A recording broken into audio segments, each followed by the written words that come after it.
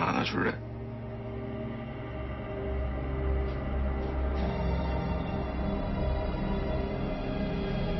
영훈이? 김상영.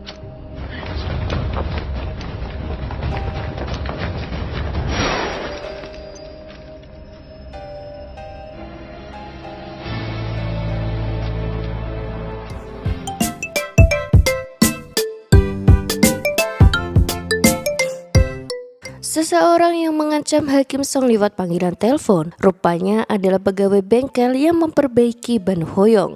Pria asing itu mencurigai Hoyong lalu memutuskan untuk mengikutinya. Dia melihat bagaimana Hoyong membuang fosil Sang Hyun. Ia bahkan mengikuti Hoyong sampai di rumah.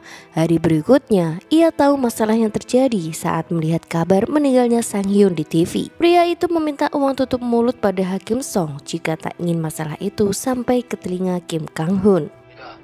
입을 따드려면 얼마가 필요할지. Kim Kang Hun masih tidak percaya bahwa pria terhormat seperti Hakim Song adalah pelaku yang menabrak putranya lalu melarikan diri. Ia tak percaya hanya karena menjaga kehormatannya, Hakim Song masih bisa hidup dengan tenang.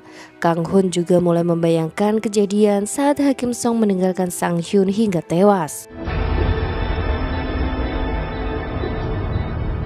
Kang Hun begitu terpukul dengan semua masalah serta fakta yang ia temukan. Ia meminta En untuk memeluknya untuk menenangkan dirinya. Ia bahkan menumpahkan air matanya di belakang En. Polisi akhirnya mendatangi pelabuhan setelah menemukan mayat Lee Sang-taek dan anak buah Chu Myon. Dari kartu identitas mereka, polisi akhirnya tahu bahwa mereka anak buah Chu Myon. Sementara itu, Chu Myon tampak terkejut mendengar kabar itu di TV. Apalagi ia tahu bahwa seseorang telah melenyapkan anak buahnya. Di pengadilan, Hakim Song terlihat membuat putusan hukuman pada tersangka sebuah kasus tabrak lari, sebuah kasus yang sama seperti yang dilakukan putranya. Namun ia masih bisa bersikap tenang dan memberikan putusan dengan bijak. Setelah kembali ke kantor, detektif Chang mendatanginya dan memberitahukan kabar kematian Lee Sang-taek. Tangan Hakim Song bergetar seolah ia sedang sangat ketakutan. Detektif Chang masih mencurigai bahwa Kim Sang-hun berada di balik penembakan itu dan juga kebakaran yang membakar keluarga Lee Sang-taek. 우리가 예상하는 그들이 했겠죠. Tragedi pembunuhan itu dengan cepat juga sampai ke telinga Kim Kang Hun. Ia langsung mencurigai Sang Hyuk sebagai pelakunya dan meminta Chang Hyuk untuk segera menemukan Sang Hyuk. Hakim Song dengan putus asa kembali mendatangi majelis Jung. Ia terlihat sangat menyesal karena ada banyak korban untuk menutupi kesalahan anaknya. Majelis Jung berkata, jika Hakim Song berniat menjadi jahat dari awal, maka Hakim Song harus melakukannya sampai akhir. Jika Hakim Song menyerah di tengah jalan, maka semua pengorbanan yang Hakim Song lakukan selama ini akan sia-sia. Kang Hun kemudian menemui Chu Myon untuk menanyakan apakah orang-orang yang tewas itu adalah anak buah Chu Myon. Chu Myon terlihat berbelit-belit seolah enggan untuk menjawab. Anak buah Chu Myon terlihat membawa rekannya yang menjadi mata-mata Sang Hyuk dalam kondisi babak belur. Chu Myon berkata bahwa ia menyelidiki peluru yang menembus kepala anak buahnya dan menemukan musuh dalam selimut. Ia mulai bertanya siapa yang membunuh Lee Sang-taek dan juga rekan-rekannya. Pria itu menjawab pelakunya adalah Sang Hyuk. Setelahnya, ia juga mengaku bahwa dirinya lah yang membakar rumah Lee Sang-taek atas suruhan sekretaris Jiong, istri Kim Kang Hun. 거라고 생각했습니다만 뜻밖이었습니다. Mendengar pengakuan pria itu membuat Kang Hun teringat ia telah menyalahkan Sang Hyuk atas terbakarnya rumah Lee Sang-taek. Ia meminta Sang Hyuk segera menemukan Sang Hyuk sebelum terjadi sesuatu pada putranya itu. Tak lupa juga ia meminta Sang Hyuk menyelidiki tentang kebakaran itu. Sementara itu, Lee Chong-gang terlihat menemui detektif Chang. Ia terlihat ketakutan dan bertanya apakah ia akan mati seperti keluarganya. Namun detektif Chang berjanji akan melindunginya. Lee Chong-gang kemudian menunjukkan rekaman saat Sang Hyuk membunuh Lee Sang-taek dan yang lainnya. Di sisi lain, Hoyong terlihat menunggu En di sebuah kafe. Ia membuka sebuah artikel di mana Sang Hyuk dinyatakan tidak bersalah atas sebuah kasus 2 tahun yang lalu. Eun terlihat datang dan merasa bersalah karena ia datang terlambat. Eun berkata bahwa ibunya begitu sedih hingga ia harus menemaninya. Hoyoung kemudian bertanya pria seperti apakah Sang Hyuk itu. Menurut Eun, Sang Hyuk juga adalah orang yang sangat menyedihkan. Ibunya meninggal saat Sang Hyuk masih sangat kecil. 어릴 때 엄마가 죽었으니까. Detektif Jang menunjukkan rekaman Sang Hyuk pada Hakim Song dan berniat menangkap Sang Hyuk. Meski ia tahu Kim Kang Hoon juga punya banyak orang di kepolisian, ia tak akan membiarkan Sang Hyuk lolos seperti 2 tahun yang lalu. Sementara itu, Kang Hoon terlihat berada di rumah Hakim Song setelah berhasil membuka pintu. Beruntungnya, Hoyoung sedang tidak ada di rumah dan Hakim Song sedang berada di pengadilan. Kang Hoon mengamati rumah Hakim Song dan tak menemukan apapun yang menarik perhatiannya. Ia hampir saja melihat foto Hoyoung dan Eun, namun alarm jam mengalihkan fokusnya. Ia kemudian duduk di sebuah sofa dan mematikan rokoknya di atas meja lalu pergi dari sana. Sementara itu, Sang Hyuk sudah berada di bandara dan bersiap untuk pergi ke Amerika. Sayangnya, ia tak tahu jika ia berada dalam larangan untuk terbang hingga security bandara mengejarnya. Sekuat tenaga, Sang Hyuk melarikan diri dari mereka dan ia sangat beruntung karena ia bisa melarikan diri. Hakim Song kembali ke bengkel tempat Hoyoung memperbaiki bannya. Ia menanyakan pekerja asing yang menelponnya. Pemilik bengkel bersikap biasa saja, seolah tak terjadi apapun. Ia juga memberikan informasi pekerja asing itu. Tanpa Hakim Song ketahui, pemilik bengkel menelpon Sang Hyuk dan memberitahu rencana Hakim Song. Anak buah Kang Hoon terlihat menangkap sekretaris Cheong lalu memukulinya hingga pria itu tak berdaya. Kang Hoon terlihat masuk dan menodongkan pistol padanya. Kang Hoon bertanya apakah istrinya menyuruhnya membakar rumah Lee Sang-taek. Tanpa ragu, pria itu berkata bahwa semua itu adalah perbuatannya. Ia tak tahan melihat Ji-young bersedih dan terus menangis hingga ia berinisiatif melakukannya. Kim Kang Hoon kembali menanyakan kebenarannya.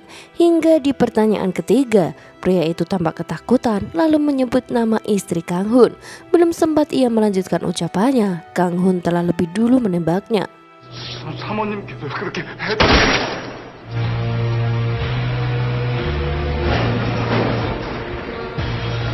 Seorang polisi senior detektif Jang terlihat menelpon Sang Hyuk dan melaporkan alasan Sang Hyuk dikejar polisi. Meski polisi itu tak tahu kasusnya, ia hanya tahu jika detektif Jang punya bukti yang kuat. Sang Hyuk kemudian meminta polisi itu untuk mencarikan kapal agar ia bisa menyelundupkan diri. Tentunya tidak sedikit uang yang harus ia keluarkan agar bisa pergi dari Korea. Beberapa polisi rekan detektif Jang terlihat menangkap polisi itu dan memasukkannya ke dalam mobil. Detektif Jang tahu jika selama ini seniornya itu telah bekerja untuk Kim Kang Hoon. Detektif Jang menunjukkan video rekaman di mana Sang Hyuk membunuh Lee Sang-taek. Detektif Jang kemudian menanyakan rencana Sang Hyuk dan berjanji akan memaafkan kejahatan seniornya jika seniornya bersedia bekerja sama. 형만 잡으면 선배가 지금까지 저지른 잘못들. Sementara itu, Hakim Song terlihat membeli mobil bekas yang baru. Ia meminta sebuah mobil dengan kaca yang gelap hingga tak bisa dilihat orang dari luar. Sang Hyuk telah berada di pelabuhan dan seseorang menemuinya untuk membawanya naik kapal. Tanpa curiga, Sang Hyuk mengikutinya hingga ia berlayar sampai ke tengah laut. Namun tiba-tiba ia dikejutkan dengan polisi maritim yang mendekati kapalnya lalu menangkapnya tanpa perlawanan. 대형사 이 빨새. Detektif Jang membawa Sang Hyuk ke sebuah tempat yang ia sebut sebagai markas khusus. Sang Hyuk terus berkata bahwa ia tak akan bicara dan meminta seorang pengacara. Detektif Jang mengejek dan mengatakan bahwa ia akan memberikan pengacara setelah ia selesai menginterogasi. Detektif Jang kemudian menunjukkan video saat Sang Hyuk membunuh Lee Sang-taek. Sang Hyuk terdengar mengelak dan berkata bahwa itu bukanlah dirinya. Detektif Jang sudah menduga Sang Hyuk akan mengatakannya. Namun ia menegaskan bahwa ia punya saksi yang akan memberatkannya di pengadilan nanti. Hakim Song terlihat berada di sebuah bengkel dan mengamati pegawai asing yang menerornya. Saat itulah detektif Jang menelpon dan memberitahu bahwa ia sudah berhasil menangkap Sang Hyuk. Hakim Song mengikuti pria itu hingga sampai ke tempatnya. Pria itu tampak ketakutan lalu mengancam Hakim Song dengan sebuah besi. Ia bertanya mengapa Hakim Song berani mengikutinya. Hakim Song berkata bahwa ia ingin bernegosiasi dengan uang yang diminta untuk tutup mulut. Uang yang diminta begitu banyak, ia bahkan tak memiliki uang sebanyak itu. Pria itu tampak kesal karena Hakim Song datang bahkan tak membawa uang. Ia juga mulai menyerang Hakim Song. 어떤 놈인 줄 알아? 내가 있어 보여? 겁도 없이. Tiba-tiba Chang Hyuk berada di sana dan menyerang pria itu. Saat itulah Kim Kang Hun datang membuat Hakim Song ketakutan. Chang Hyuk menyeret Hakim Song agar berlutut pada Kang Hun. Kang Hun meminta sebuah pistol yang dibawa Chang Hyuk lalu mengarahkan pistol itu pada Hakim Song. Ia bertanya apakah Hakim Song telah membunuh Sang Hyun. Melihat senapan di depan mata, Hakim Song mulai memutar otak untuk bertahan hidup. Bukannya menjawab, ia malah membahas Sang Hyuk yang ditangkap polisi. Ia juga mengatakan tentang bukti rekaman video serta anak Lee Sang Taek yang menjadi saksinya. Hakim Song berkata bahwa detektif Jang telah menargetkan Sang Hyuk dari awal dan akan menghukumnya. Berdasarkan kejahatan yang dilakukan Sang Hyuk, pria itu bisa dihukum mati. Jika Kang Hun memberinya kesempatan, maka Hakim Song bisa memberikan putusan tidak bersalah pada Sang Hyuk di pengadilan nanti. 살릴 기회도 놓치는 거. Kang Hun terlihat berpikir dan menimbang ucapan Hakim Song. Ia kemudian berkata akan mempercayai ucapan Hakim Song, namun Hakim Song harus membuktikannya. Chang Hyuk kemudian memberikan pistol itu pada Hakim Song dan meminta Hakim Song untuk menembak pekerja asing itu. Hakim Song menerima pistol itu dengan tangan gemetar. Dengan tatapan dingin, ia mulai menembaki pria itu. Semua perbuatan Hakim Song itu juga direkam oleh Chang Hyuk. 반사잖아. 반사 사람 어떻게 죽여? 호 양력.